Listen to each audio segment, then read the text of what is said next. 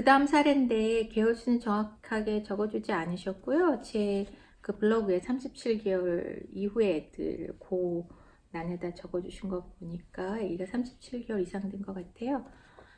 질문이 아이가 갑자기 말을 더듬어요. 그리고 말이 자꾸 안 나온다고 답답해합니다. 한 달 정도 됐는데 괜찮았다가 심해졌다고 하네요. 라고 물으셨어요.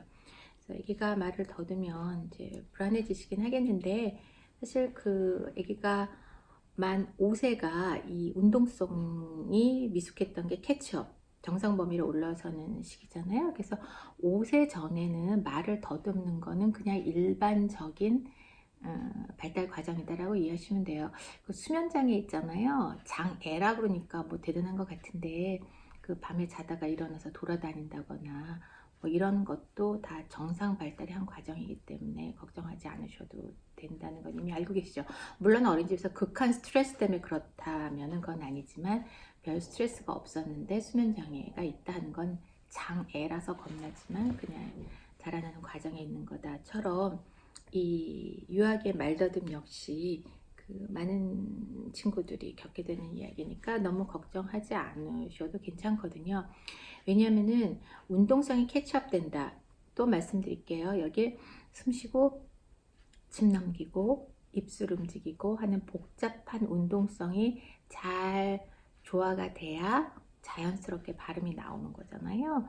근데 이제 운동성이 썩 좋지 않은데 이 아이가 어떤 일로 스트레스를 받았다거나 그렇게 되면 이제 말을 더듬을 수가 있어요. 그래서 비유가 조금 좋지 않은 비유일 수도 있는데 변을 잘 보다가 음식을 좀 잘못 먹으면 변비가 생기기도 하고 또 설사도 나고 하듯이 그걸 우리가 특별하게 문제라고 하지 않듯이 말을 더듬는 것도 별로 그렇게 중요한 문제가 아니니까 이제 아이가 말을 더듬는다는 사실만 가지고 걱정하실 필요는 없고요. 중요한 거는 어머니가 어떤 태도로 대하시냐는 거죠. 그랬을 때 운동성이 결여돼서 그러니까 일단 말하기 전에 호흡을 천천히 숨 엄마랑 같이 숨 쉬고 몇 번 숨 쉬고 하나 둘 셋 이런 식으로 천천히 애를 편안하게 해줄 수 있는 뭐 엄마랑 호흡 몇 번 해볼까? 네가 혼자 말할 때 말이 말더듬이 나오면 일단 스톱하고 하고 한번 호흡을 해봐도 좋을 것 같아. 엄마도 뭐 영어로 얘기하다가 스트레스 받으면 영어 발음이 자꾸 꼬이니까 이런 건 그렇게 중요한 게 아니야. 네가 조금 스트레스 받아서 그래. 피곤해서 그래. 괜찮아. 천천히 얘기해봐. 엄마가 끝까지 들을 테니까 라는 이런 매너를 보여주시는 게 중요한 것이지 아이가 단순히 말을 더듬는다는 사실은 걱정하실 일은 아니기 때문에 참고해 주셨으면 좋겠습니다. 자, 그리고 그 다음 친구가 43개월 된 친구인데요. 언어 문제로. 근데 이제 언어 문제로 이렇게 말씀하지 마시고요. 언어 표현력 문제로, 언어 이해력 문제로 이렇게 질문을 주시면 더 좋겠어요.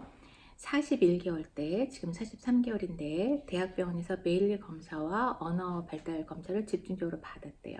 근데 언어 이해력이 41개월 때 42개월 이상이 나왔대요.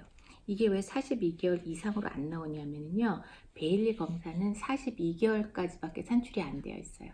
그래서 41개월보다 우수한 발달을 하더라도 베일리 검사로는 42개월 이상으로 산출이 안 돼요. 그렇기 때문에 이게 43개월 된 아기가 베일리 검사에서 42개월 이상이 나왔잖아요. 그러면 유아지능 검사를 해야지만 조금 더 정확하게 알 수가 있어요. 근데 어쨌든 41개월인데 42개월이면 자기 나이 100%가 넘으니까 IQ는 크게 문제가 없다 라고 진단이 내려질 수 있겠죠. 그런데 표현 언어는 31개월로 나왔대요.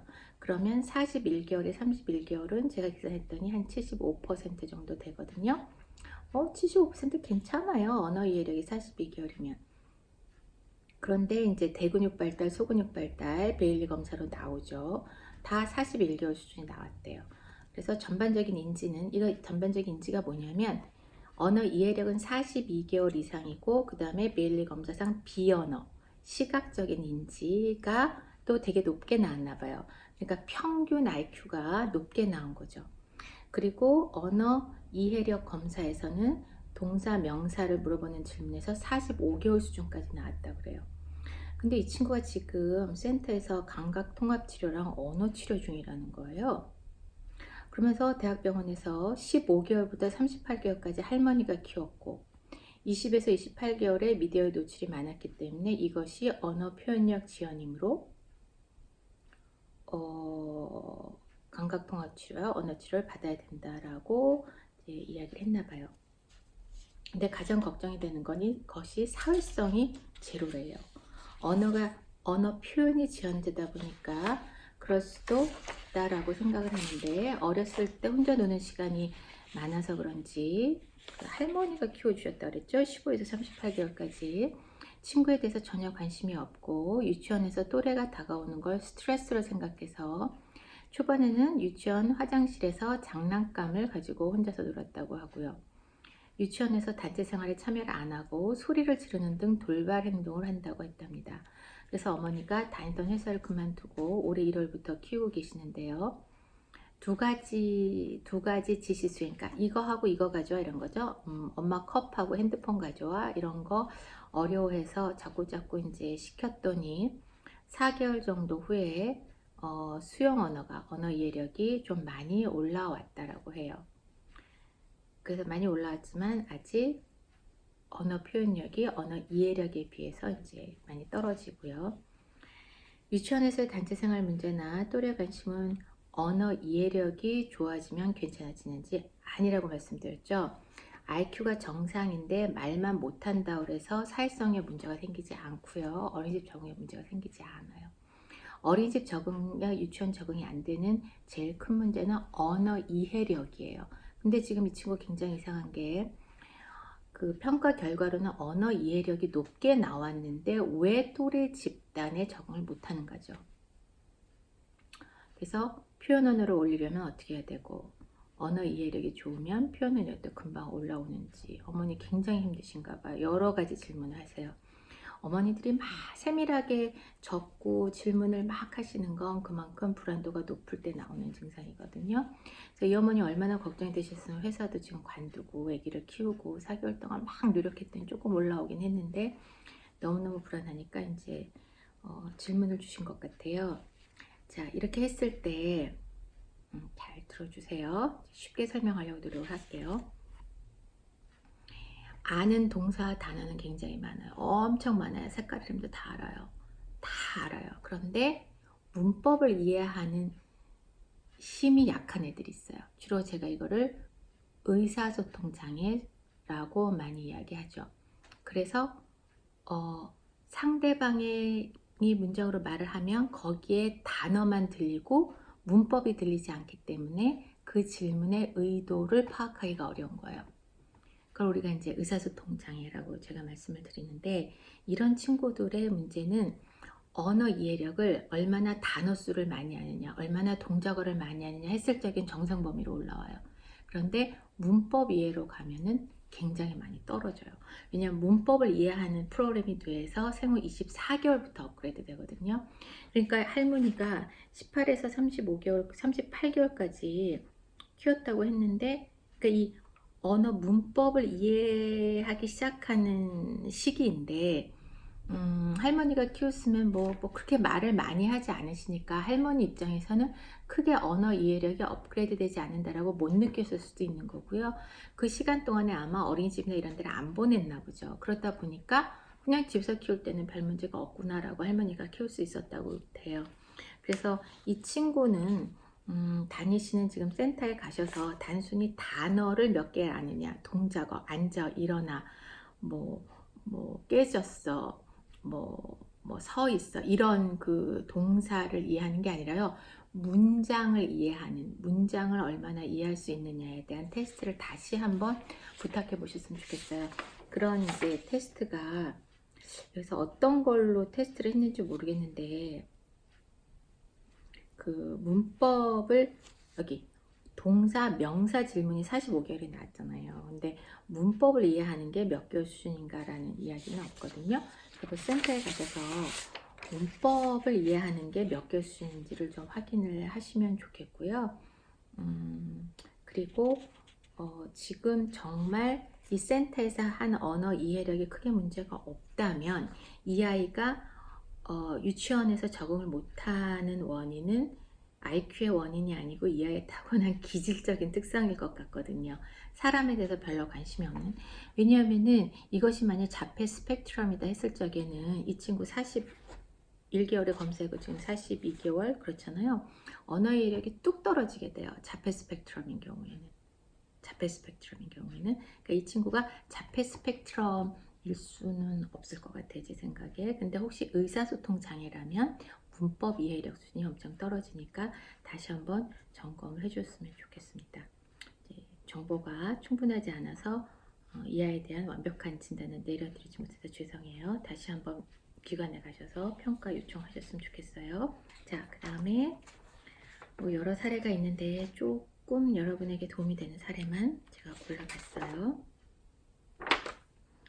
그 다음 친구는 37개월 된 여자아이인데 올해 어린이집에 보냈는데 어린이집에서 말을 하지 않는데요. 네. 가끔 네, 아니요는 말로 하고요. 아니면 이렇게 싫어요, 좋아요는 이제 표현을 하는데 문장으로는 말을 안 한대요. 근데 말은 안 하고 재미있는 상황이 생기면 친구들과 웃고요. 근데 집에서는 말을 아주 잘한대요. 집에서는 이야기를 다 한대요. 그리고 어린이집 어버이날 행사 때 노인복지관에 가서 노래를 불렀는데 목소리도 제일 크게 잘 불렀대요. 그러니까 집에서도 문제가 없고 다른 행사장에서도 문제가 없는데요. 어린이집에서만 말을 안 한다는 거죠. 어머니가 이제 원인을 이제 자꾸 환경에서 찾으려고 하니까 3살까지 문화센터에 다녔는데 그땐 수업 외에 또래와 어울릴 기회가 없었다. 그래서 또래랑 어울릴 기회가 없어서 그런 것 같다라고 이제 어머니 의견을 주셨어요. 그 다음에 그 아빠 친구들이 가족 모임이 있어서 갔는데 그때 아빠 친구분의 애들이 이 친구보다 나이가 훨씬 많았나 봐요. 그래서 이 큰 아이들하고는 굉장히 잘 놀고 말도 많이 했다라고 해요. 그리고 친척 행사를 갔을 때 나이 많은 언니 오빠랑 놀 때에도 굉장히 말을 잘하고 잘 논다는 거죠. 그랬는데 어린이집만 가면 말을 하지 않으니 어떻게 해야 될지 모르겠습니다 했습니다. 그 다른 데서도 검색해 보시면 선택적 함부증이라는 그런 나름대로 진단명이 있어요. 저는 별로 걱정하지 않는 진단명인데 어떤 특정 사람한테만 말을 안 하거나 어떤 특정한 상황에서만 말을 하지 않는 그런 증상이 있던 거죠. 그래서 선택해서 입을 다문다는 거죠. 선택적 함부증. 그래서 그런 증상을 어린이집에서 보이는 것 같아요.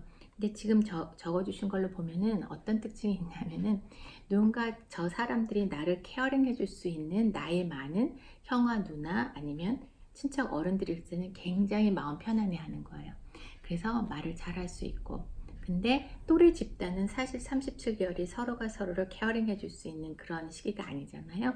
다 자기 중심적인 매너로 갈 시기이기 때문에 내가 케어링 받을 수 없다라고 생각하면 이제 말을 안 하는 거죠. 눈치를 보는 거죠. 어떻게 해야 될지 잘 모르는 거거든요. 근데 뭐 이런 증상을 37개월에 보여도 뭐 옷의 이유가 되거나 좀 더 길게 봐서 한 13살 되면 크게 문제 생기지 않아요. 사실 저도 고등학교 때까지, 대학교 때까지도 유치원, 학교, 대학교 때까지도 한마디도 말을 안 했던 것 같아요. 그래서 저 유치원 선생님이 굉장히 유명하신 분인데 이제 그분이 저 유치원 다닐 때 엄청 걱정했다고 말 한마디도 안 했기 때문에 그래서 이제 제가 이렇게 뭐 방송을 하고 강의를 한다는 얘기를 저 뭐 유치원이나 초등학교 때 동창들은 이해가 안 간다. 네가 어떻게 방송을 하냐 이런 얘기 제가 많이 듣는데요. 근데 이제 그런 어렸을 때 말을 하지 않는 것을 얼만큼 이걸 문제라고 인식할까 하는 거는 이제 각 전문가마다 의견이 다를 수 있는데요. 결국 이 아이가 나이 많은 사람들 앞에 있을 때 더 마음이 편해져야 입을 열 수 있는 그런 기질적인 특성을 가진 아이구나라고 이해하시면 좋고요. 뭐 놀이치료한 거 다 필요 없고요. 뭔가 유치원에서 조금 더 이 아이가 마음이 편해지려면 이제 가장 큰 도움은 유치원 선생님이죠. 그래서 그렇게 말 안 해도 괜찮아, 이렇게 대답해도 괜찮아, 고개로 yes, no만 대답해도 괜찮아 라고 해주셔야 되고 이 아이가 yes, no로만 대답할 수 있게 질문을 해주시는 배려를 해주신다면 이 친구가 자기도 모르게 심리적으로 긴장이 돼서 말이 안 나오는 거거든요. 그래서 기다려 주시면 조금씩 말을 하게 되고 말을 했을 때 굉장히 칭찬을 해주시면 조금씩 나아질 수 있을 것 같아요. 근데 정 걱정이 된다면 집에서는 말을 잘한다고 하니까 뭐 기회가 되실 때 이 아이가 자기에 대해서 어떻게 생각하고 유치원 선생님에 대해서 유치원 친구들에서 어떻게 생각하는지에 대해서 뭐 간단하게 심리 검사를 통해서 아이의 마음을 조금 들여다보시고 그래서 유치원에서 어떻게 도와주면 좋을지에 대한 아이디어를 얻으시는 것도 괜찮지 않을까 생각됩니다. 형편 되시는 대로 주변에 있는 기관이나 찾아가셔서 이 아이가 유치원이나 어린이집에서 어떤 마음을 갖고 있는지에 대해서 알아보시는 것도 나쁘지 않을 것 같습니다. 자, 이 정도로 37개월 이상 된 사례에 대해서 검토를 끝내겠습니다. 5세 이전에 말이 늦게 트인다 그래서 너무 걱정하지 마셔라 라는 말씀으로 결론을 맺겠습니다. 고맙습니다.